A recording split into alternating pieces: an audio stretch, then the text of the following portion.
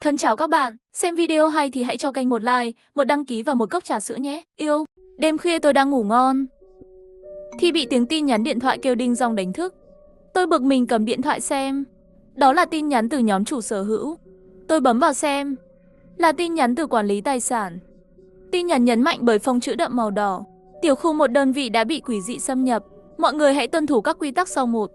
Nếu có ai trong nhóm phản đối, xin hãy khen anh ấy 2. Nếu ai đó phàn nàn rằng cuộc sống không như mong muốn, có thể an ủi thích hợp 3. Phong bì màu đỏ trong nhóm dành cho người may mắn nhất. Bạn cần gửi 3 phong bì màu đỏ lớn để bày tỏ lòng biết ơn. Chủ nhân không được ra ngoài sau khi trời tối. 5. Đóng chặt cửa sổ. Khi nghe thấy tiếng trẻ con khóc, đừng chửi. Đơn vị này không có trẻ em. 6. Nếu ai đó mất thú cưng, tốt nhất là đi ra ngoài vào ban ngày.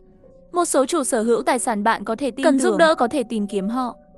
Sau khi đọc những quy tắc này, tôi cảm thấy lạnh sống lưng. Những người này đêm khuya không ngủ, đăng những tin tức khó hiểu trong nhóm. Đây không phải là tạo ra hỗn loạn sao? Đinh dong, điện thoại lại nhảy lên tin nhắn mới.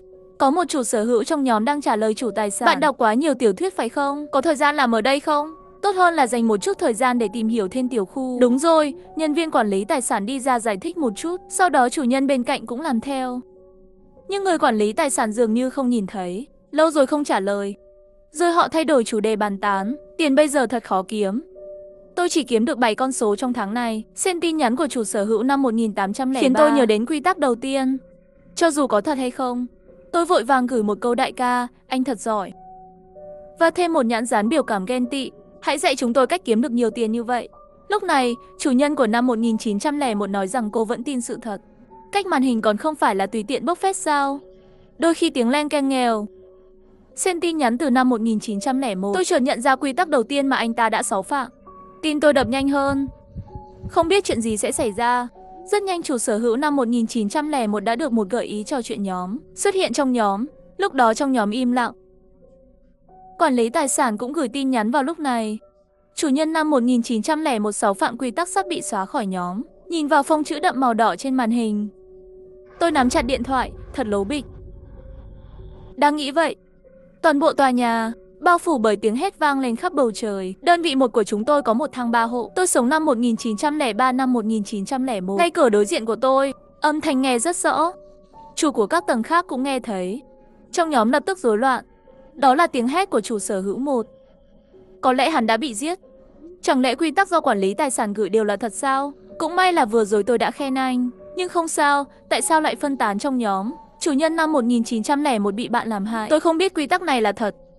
Ngoài ra, ai khiến anh ấy ghen tị với tôi? Muốn trách thì tự trách hắn ghen ăn tức ở. Đừng nói, mọi người có nghe thấy tiếng trẻ con khóc không? Quy tắc thứ 5 nói rằng đơn vị này không có trẻ em. Chắc anh bị ảo giác rồi. Đi ngủ đi. Bài học từ năm 1901.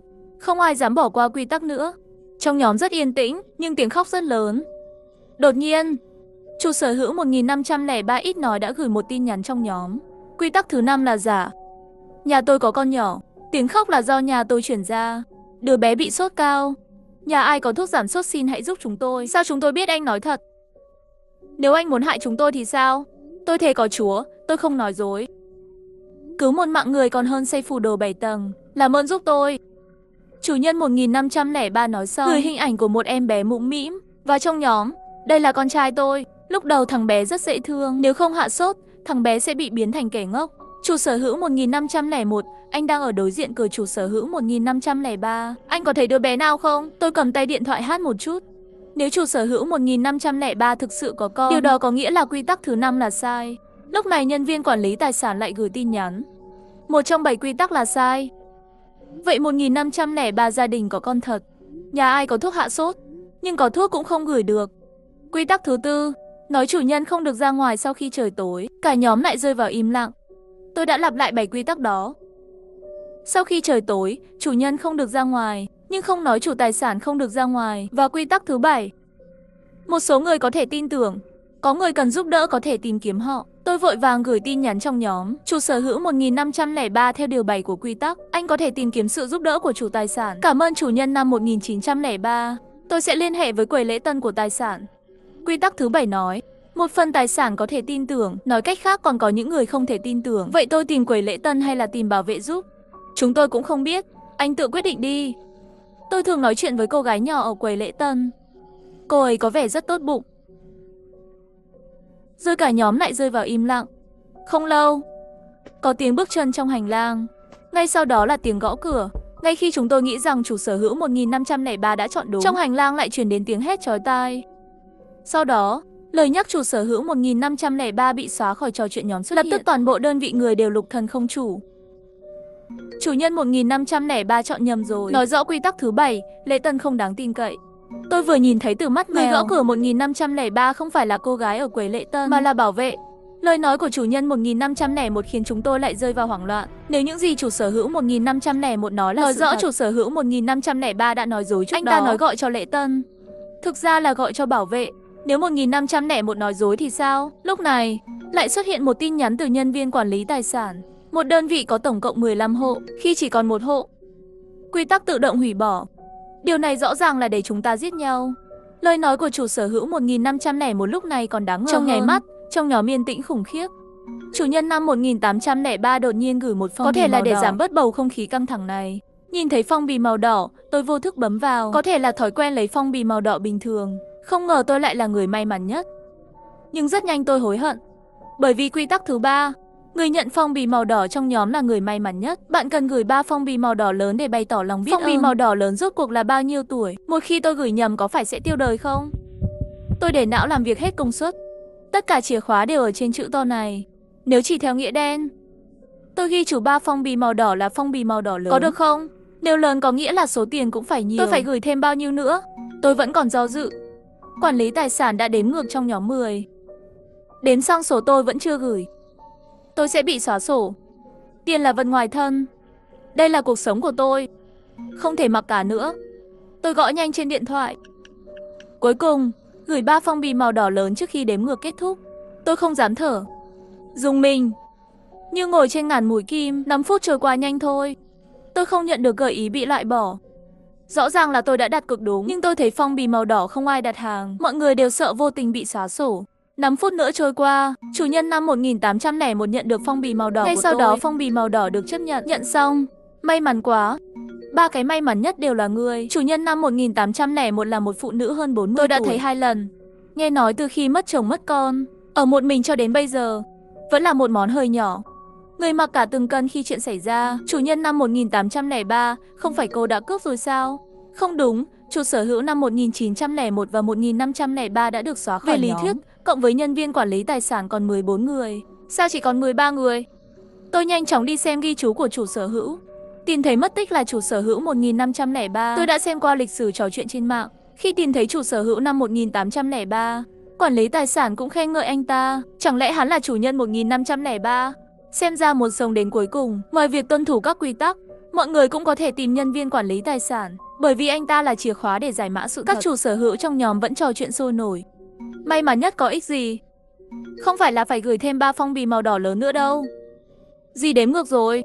Gửi đi, nếu không sẽ bị xóa sổ. Chủ nhân năm 1801 nhanh chóng gửi trong nhóm. 3 ghi chú là phong bì màu đỏ của phong bì màu đỏ lớn. Trong nháy mắt của tôi, phong bì màu đỏ nhận xong rồi. Chủ sở hữu năm 1803 có 7 người gửi tiền. Sao còn coi trọng số tiền này? Bồi thường. Cô thực sự gửi 1 xu để lấy nó từ miệng tôi. Anh không biết tôi là con gà trống sắt sao? Ngoài ra, tôi gửi phong bì màu đỏ lớn để cho thấy anh ấy thông minh như thế nào. Năm 1801 còn gửi một nhãn dán biểu cảm đắc ý. Sau đó, phông chữ đậm màu đỏ xuất hiện trở lại. Chủ sở hữu năm 1816 phạm sắp bị xóa sổ. Ngay sau đó anh ta bị chuyển ra khỏi nhóm trò chuyện. Tiếng hét kinh khủng lại vang lên khắp tòa nhà đơn vị. Chủ nhân của năm 1803 sợ hãi, nhanh chóng học hỏi từ tôi đã gửi liên tiếp 2 phong bì màu đỏ trị giá 2.600. Phong bì màu đỏ này không ai dám cướp, sợ lấy được tốt nhất, lại không đủ bù lỗ. Trong nhóm im lặng. Tôi vừa định đặt điện thoại xuống, đột nhiên lại nhận được tin nhắn mới. Đó là giọng nói của một bà già sống một mình ở năm 1902. Nguyên bảo nhà tôi mất tích rồi. Có ai thấy không? Ai có thể giúp tôi tìm? Bà ơi, có phải là người giúp bà xuống cầu thang lấy thức ăn mỗi ngày không? Phải, đó là người thân duy nhất của tôi. Hôm nay cậu có thấy nó không? Xin lỗi bà, tôi không thấy. Nguyên bảo nhà tôi rất thông minh. Nó không thể bị lạc được. Chắc là đang gặp nguy hiểm. Xin mọi người giúp tìm. Bà ơi, không phải là chúng tôi không muốn giúp bà. Quy tắc thứ 6 nói, vật nuôi bị mất tốt nhất là ra ngoài tìm kiếm trong ngày. Con có chủ nhân năm 1803 còn chưa nói xong. Tôi nghe thấy tiếng mở cửa ngoài cửa. Tôi đi về phía cửa. Nhìn qua mắt mèo là bà nội nhà năm 1902 đã ra ngoài. Tôi vội vàng hét lên bà nội mau về đi. Vi phạm quy tắc sẽ bị xóa. Nhưng bà nội cũng không quay đầu lại. Dũng cảm đi xuống lầu rồi. Năm 1903 sao cô không ngăn bà? Sao lại để bà xuống lâu? Năm 1803 cô thật hài hước. Sao cô không đi? Hơn nữa quy tắc nói không được ra ngoài. Sao cô máu lạnh thế? Nhìn bà nội đi chết sao? Năm 1901 sao không nói? Bởi vì anh, Fassi đã chết. Cô quên hậu quả của chủ sở hữu một tá M03 rồi. Sau 5 phút nữa, trong nhóm vẫn không có động tĩnh gì. Chuyện gì vậy? Bà nội năm 1902 không bị xóa sổ sao? Cậu có thất vọng vì tôi không chết không? Bà nội không như vậy. Cháu chỉ lo cho bà thôi. Quên đi, người lớn không nhớ người nhỏ. Đúng như tôi mong đợi. Một trong 7 quy tắc là giả. Điều 4, không được ra ngoài sau khi trời tối là giả. Vậy điều thứ 5 là đúng. Và điều 6, mất thú cưng tốt nhất là ra ngoài tìm kiếm trong ngày. Cũng không nói buổi tối không thể ra ngoài tìm. Vì vậy, bà không xáo phạm các quy tắc. Trở về bình an. Bà nội năm 1902 chứng minh quy tắc thứ 5 là giả. Vậy 1503 chắc chắn là nói dối bị xóa sổ. Tiếng khóc của đứa trẻ đó là sao? Chẳng lẽ 1501 chủ nhân cũng đang nói dối? Không phải anh ta nói đã nhìn thấy trẻ con sao? Lâu rồi tôi không nói dối. Khi họ chuyển đến đây 2 tháng trước, tôi thấy có trẻ con. 2 tháng trước có phải là bữa tiệc năm 1803 không? Đừng nói những gì mình không biết. 2 tháng trước vừa bàn giao nhà ở khu Hạ Điểu. Tôi sắp xếp xong trang trí xong rồi đi du lịch. Chuyện gì đã xảy ra trong thời gian đó? Họ đang che giấu điều gì? Ngay khi tôi chuẩn bị tin nhắn riêng năm 1803, bên ngoài cửa có tiếng khóc của bà nội. Nguyên bảo tội nghiệp của tôi. Lưng tôi lạnh. Không chút do dự lao ra ngoài cửa. Không ngờ năm 1803 và 1602 cũng đến đây. Chúng tôi tìm thấy bà nội. Bà ngồi trên sàn nhà bếp của nhà năm 1801. Chỉ thấy trong tay bà đang ôm một con thú cưng xác chết. 2 chân sau của nó đã biến mất. Mùi thịt chín trong không khí. Theo mùi vị phát hiện, 2 chân sau đã được hầm trong nồi rồi. Năm 1803 trực tiếp mắng điên cuồng.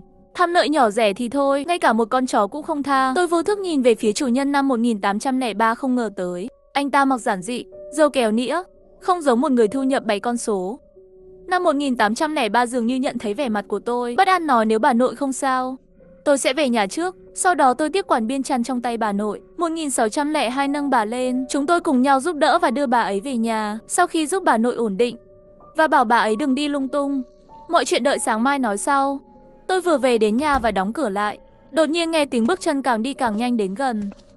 Tim tôi đập nhanh hơn. Không biết tiếng bước chân dừng lại ở cửa nào. Để làm rõ tình hình, tôi lấy hết can đảm nhìn vào mắt mèo.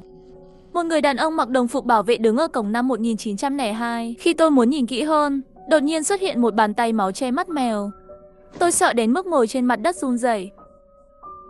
Điện thoại cũng rơi xuống đất. Đột nhiên màn hình điện thoại sáng lên. Tin tức WeChat. Tôi run rẩy mở khóa điện thoại. Chủ sở hữu năm 1926 phạm quy tắc, sắp bị xóa sổ.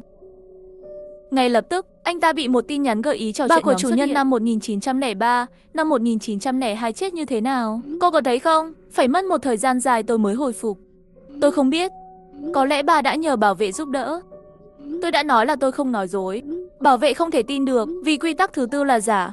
Chúng ta có thể rời khỏi tòa nhà không? Đến nơi an toàn để được giúp đỡ. Vừa nói xong, người quản lý tài sản lại gửi một tin nhắn khác. Lời nhắc nhở thân thiện, không có quy tắc nào được dỡ bỏ sau bình minh. Mọi người sẽ bị xóa sổ. Tôi nhớ người quản lý tài sản đã nói trước đó, khi chỉ còn nghi ngờ. Quy tắc tự động hủy bỏ. Muốn chúng ta giết lẫn nhau à? Chúng ta không thể ngồi yên, miễn là chúng ta tuân theo các quy tắc, sẽ không bị xóa sổ. Chủ nhân năm 1903 nói là chúng ta không thể bị mê hoặc. Đột nhiên chủ nhân 1502 phàn nàn trong nhóm. Cuộc sống như vậy thật không vui. Sống lãng phí thức ăn, chết lãng phí đất. Điều này không chỉ nhắc nhở tôi về quy tắc thứ 2. Nếu ai đó phàn nàn rằng cuộc sống không như mong muốn, có thể an ủi thích hợp. Bây giờ chỉ còn thiếu cái này chưa được xác minh nữa, những cái khác đều ứng nghiệm.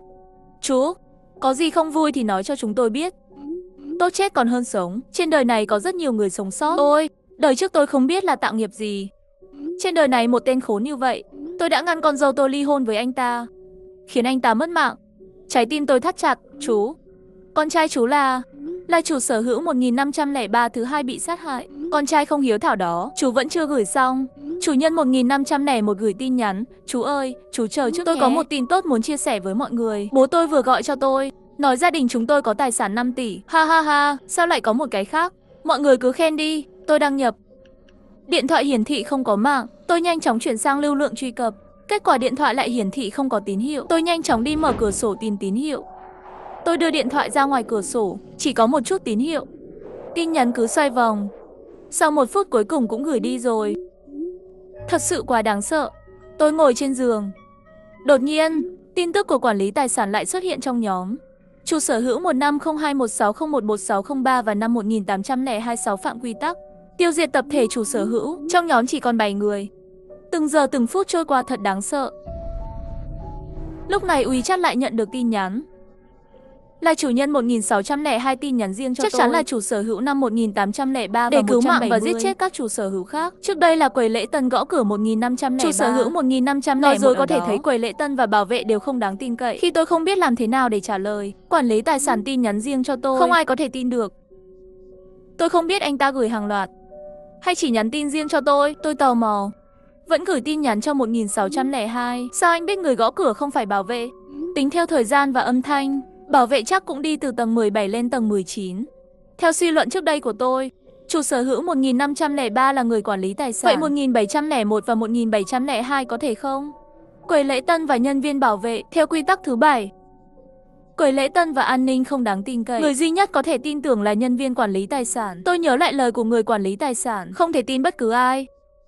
Cho nên tôi tạm thời không trả lời chủ sở hữu 1602. Tôi chuẩn bị một mình đi 1503 xem. Đơn giản, tôi mang theo một ít đồ bảo vệ và tôi đi ra ngoài. Đèn nhấp nháy trong hành lang. Mỗi bước chân đều sợ hãi. Khi tôi lên tầng 15, quần áo ướt đẫm mồ hôi. Cửa của chủ nhân bị xóa sổ đều mở ra. Đột nhiên tôi bị cái gì đó bịt mắt.